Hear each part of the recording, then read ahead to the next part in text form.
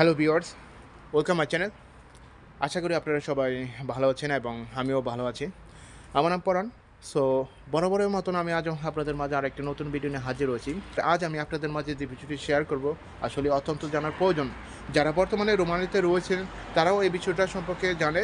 এছাড়া রোমানিতে আসার জন্য অনেক ইচ্ছা প্রকাশ করতেছে এবং তারা প্রিপারেশন নিতেছে কীভাবে রোমানিতে আসা যায়। তাদেরও এই বিষয়টা সম্পর্কে জানা প্রয়োজন। আর বিষয়টা হচ্ছে যে রোমানিতে উইন্টারের সময় কেন এত জব কম থাকে। তো বিস্তারিতভাবে আমি এই ভিডিওতে চলে যাচ্ছি এবং আপনাদেরকে বলার জন্য চেষ্টা করতেছি যে রোমানিতে উইন্টারের সময় অর্থাৎ শীতকালীন সময় কেন কাজকর্ম কম থাকে।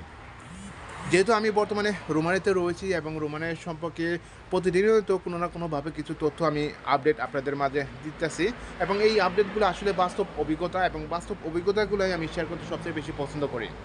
তো আপনারা জানেন ইউরোপ একটি দেশ, শীত প্রধান দেশ, এরা সবাই জানে পশ্চিমা দেশগুলি, যদিও এরা বলকান কান্ট্রিতে পড়ছে রোমানিয়া এবং বুলগেরিয়া। সো উইন্টারের সময় কাজ না পাওয়ার কারণও রয়েছে, কারণ যেহেতু ইউরোপিয়ান ইউনিয়ন কান্ট্রি এবং এটি একটি শীত প্রধান দেশ এবং এই শীত প্রধান দেশের আপনারা জানেন যে সামার এবং উইন্টার দুইটা সিজনে সবচেয়ে জব অ্যাভেলেবেল পাওয়া যায়।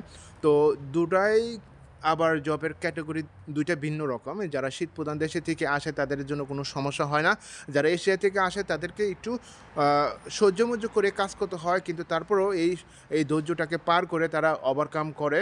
তো এই যে উইন্টারের কথাটা বলতেছি, এই উইন্টারের সময় বেশি অ্যাভেলেবেল জব আপনারা পাবেন, সেটা হচ্ছে যে ফ্যাক্টরি লেভেলে, গার্মেন্টস সেক্টরে, তারপর হচ্ছে ওয়্যার হাউজে, ফুড প্যাকেটিংয়ের এইসব কাজগুলো, অর্থাৎ ইন্টেরিয়র অর্থাৎ ঘরের ভিতরে যেগুলি কাজ সবচেয়ে বেশি থাকে এই সব কাজগুলোতে পাবেন। তারপর হচ্ছে যে কুরিয়ার সার্ভিস কিছু আছে, ওয়্যার হাউস তো আসলে অনেক রকম ওয়্যার হাউস আছে, গাড়ি ফ্যাক্টরি ওয়্যার হাউস আছে, তারপর হচ্ছে অনলাইনে পার্সেলগুলো যে ডেলিভারিতে এগুলো ওয়্যার হাউস আছে, তারপর হচ্ছে যে এক্সপোর্ট ইনপোর্টের ওয়্যার হাউস, অনেক রকম ওয়্যার হাউস আছে। খালি যে আপনার এক ধরনের ওয়্যার হাউসে কিন্তু তা না, অনেক রকম ওয়্যার হাউস। এই ওয়্যার হাউসের কাজগুলো সবচেয়ে বেশি পাবে। তাছাড়া যারা ফুড ডেলিভারি হিসেবে অভিজ্ঞতা রয়েছে তারাও এই ফুড ডেলিভারির কাজটা পেতে পারেন। কিন্তু এই উইন্টারের সময় রেস্টুরেন্ট লেভেলে যদি কথা বলি তাহলে দেখা যাচ্ছে ওসপাতার কোনো বেলও নাই, ওসপাতার খুবই কম লাগে, কারণ এই উইন্টারের সময় কোনো কাস্টমারই বের হয় না একটা তেরাসার কাছে, মানে একটা রেস্টুরেন্টে যেয়ে খাওয়া দাওয়া করতে, কারণ শীত, এই শীতের সময় বেরই হয় না। আর আরেকটা জিনিস কি, যেহেতু রোমানিতে রয়েছে, রোমানে থাকার কারণে তো এই অভিজ্ঞতাটা পেয়েছি। আপনারা দেখবেন যে যেহেতু এটা অক্টোবর মাস, নভেম্বরে দেখবেন যে সন্ধ্যা 4টার দিকে, অর্থাৎ সন্ধ্যা বলতে কি 4টা 30-এই আপনার সূর্যমুর্য সব ঢুকে গেছে, অন্ধকার হয়ে গেছে গা। আবার দেখবেন যে ঘুমে থেকে উঠছেন 7:30 বাজে, অন্ধকার। কিন্তু কিছু করার নাই, সূর্য সময়টা এখানে কম, অর্থাৎ দিনের সংখ্যা এখানে কম দেখবেন উইন্টারের সময়। এখন বর্তমানে যে আজকে 7টার দিকে আছে, সামনের মাসে দেখবেন যে এটা 5টার দিকে আইসা পড়বো, 5টার দিকে আসা পড়বো। তো এই দিনের সময়টা মানুষ কিছু করতে পারে না, কিন্তু তারপরও এখানে আমরা একটা সময় দেখা যাচ্ছে যে 15-10টা বাজে এখানে সন্ধ্যা হইতো। শীতকালে রোমানিতে জবলেস অর্থাৎ কাজকর্ম সবচেয়ে বেশি কম থাকে সামারের তুলনা। আর শুধু এই যে রোমানিয়াতে এটা ঘটে কিন্তু তা না, এই রোমানিয়া ছাড়াও পশ্চিমা দেশগুলোতে আরও সবচেয়ে বেশি ঘটে। তো রোমানিয়াতে শীতকালীন সময় সবচেয়ে কাজ কম থাকে। এখানে দুইটা সিজনে তারা ব্যবসা করে থাকে, একটা হচ্ছে সামার সিজন আর একটা হচ্ছে উইন্টার সিজন। তো উইন্টার সিজনে যে ধরনের ব্যবসাটা করে সেটা হচ্ছে যে ফুড ডেলিভারির কথাটা যদি বলি, ফুড ডেলিভারির কথা, তারপর হচ্ছে ওয়্যার হাউসের কথা, তারপর হচ্ছে ফুড প্যাকেটিং কথা, এই সব কাজগুলো সবচেয়ে বেশি অ্যাভেলেবেল থাকে। তো যারা ফুড প্যাকেটিং হিসাবে কাজ করতেছে বা ওয়্যার হাউসে কাজ করতেছে তারা মোটামুটি ভালো স্যালারি ইনকাম করতে পারবে, উইন্টার হোক আর সামার হোক, তারা হচ্ছে অ্যাভারেজ একটা স্যালারি ইনকাম করে। তো সামারের সময় যে জিনিসটা প্রতিফলিত হয়, যারা রেস্টুরেন্টের লেভেলে কাজ আছে তাদের অনেকেই হতে পারে জব থাকে না। আপনারা কোনো বন্ধুবান্ধব যদি থাকে তাহলে তাদের মাধ্যমে কিছু তথ্য অবশ্যই নিতে পারেন যে সামারের তুলনায় উইন্টারে কেন জব লেস থাকে। কারণ জব লেস এখানে এই কারণে হয় যে বেশিরভাগই কোম্পানি, প্রায় 40% কোম্পানি হচ্ছে ক্লোজ করে দেয়।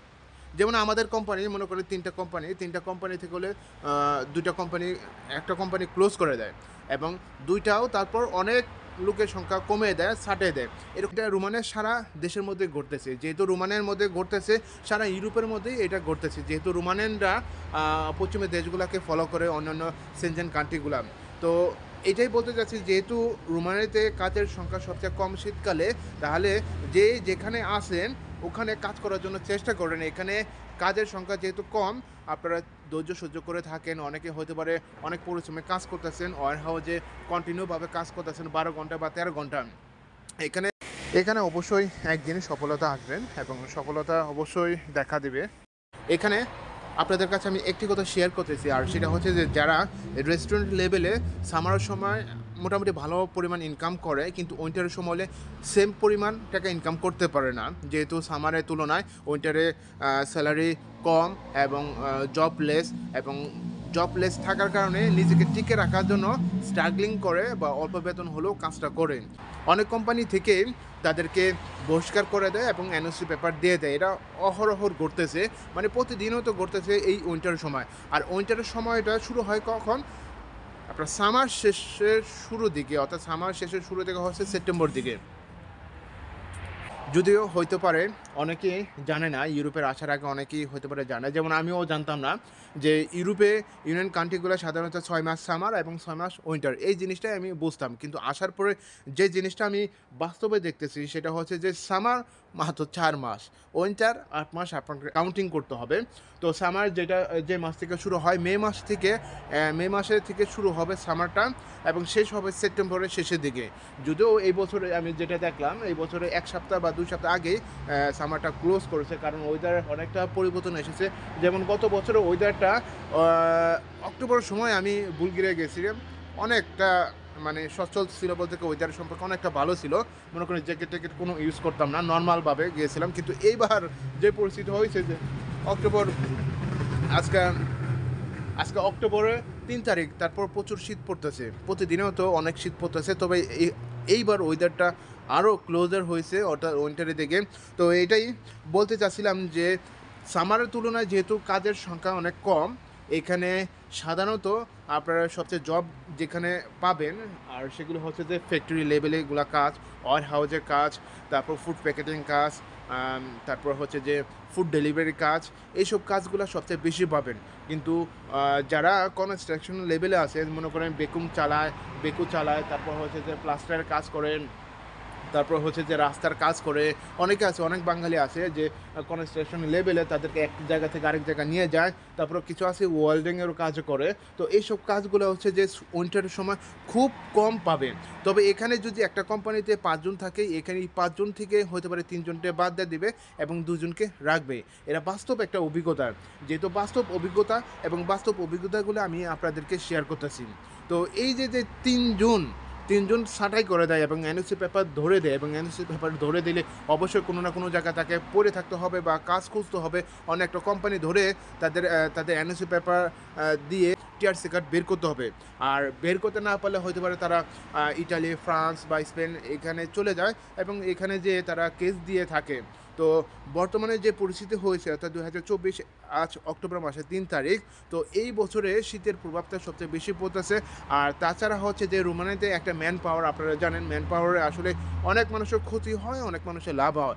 আবার যারাই এখানে আসে তারা তো অবশ্যই লাভবান হয়, যারা ক্ষতি হয় যেমন আসতে পারে না, টাকা দেওয়ার পরেও দেখা যাচ্ছে অনেক জায়গায় দোকামোকা খাইতেছে, দেখা যাচ্ছে যে টাকা সঠিক জায়গা পড়ে না এবং লয়ারও পায় না, দেখা যাচ্ছে এয়ারপোর্ট থেকে রিসিভও করে না। অনেক মানুষ আছে পাসপোর্টের ভিসা হয়ে গেছে কিন্তু এখন পর্যন্ত অনুমোদন দিতেছে না তাকে রিসিভ করার জন্য, কিন্তু টাকা হলে হাতে পায় না। অনেক আছে এরকম, অনেক।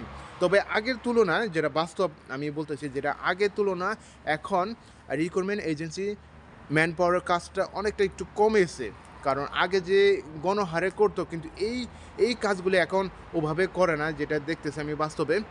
তো উইন্টারের সময় একটা জিনিস আমি আপনাদেরকে বলতে চাই, সেটা হচ্ছে যদি কেউ কষ্ট করে নতুন হিসাবে এই রোমানিয়াতে আসেন, তাহলে ধৈর্য সহ্য করে যে কোনো একটা কোম্পানিতে যদি পড়েন, ওই কোম্পানিতে কাজ করার জন্য চেষ্টা করেন এবং উইন্টারটা ওখানে কাটানোর জন্য চেষ্টা করেন। তো সবাইকে ধন্যবাদ জানাচ্ছি আমার এই ভিডিওর সাথে থাকার জন্য। এছাড়া আপনার যদি কোনো মন্তব্য থাকে তাহলে অবশ্যই আমার এই ভিডিও কমেন্ট বক্সে লিখবেন।